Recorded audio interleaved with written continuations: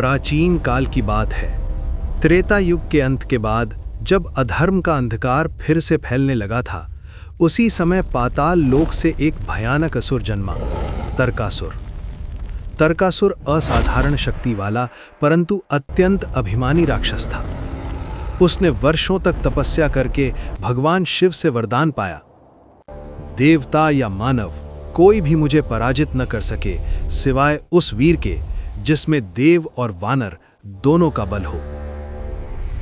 ये वरदान पाकर तरकासुर ने तीनों लोकों में उत्पात मचाना शुरू कर दिया। देवता भयभीत होकर महादेव और विष्णु जी के पास पहुंचे।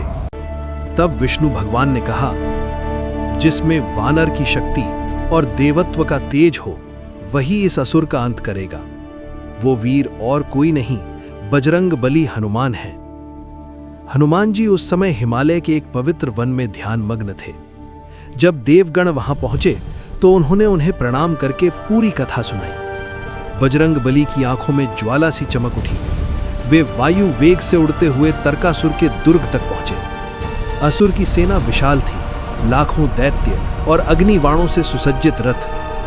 परंतु हनुमान ने गदा उठाई और एक गर्जना की जिससे आकाश कांप उठा। जय श्री राम! असुर स्वयं युद्ध भूमि में उतरा। उसके नेत्रों से अग्नि की लपटें निकल रही थीं। वो बोला, वानर, तू मेरे सामने क्या कर सकेगा? हनुमान मुस्कुराए, तेरा अहंकार ही तेरी पराजय का कारण बनेगा। आकाश में गदा और तलवार की टक्कर से अग्नि वर्षा होने लगी, धरती फटने लगी। पर जब तरकासुर ने अपने ब्रह्मास्त्र छोड़े, हनुमान जी ने उसे राम नाम से निष्फल कर दिया। अंततः उन्होंने अपनी गदा घुमाई और गरज कर बोले, जय श्री राम! और एक ही वार में तरकासुर को पर्वत के पार फेंक दिया। उसका शरीर भस्म हो गया। देवगणों ने पुष्प वृष्टि की और आकाश में आवाज गूंजी, धर्म की रक्षा के लिए बजरंग बली सदैव उपस्थित रहेंगे। हनुमान जी शांत होकर बोले, जिस हृदय में राम का नाम है वो कभी कष्ट नहीं सह सकता। बोलो जय श्री राम।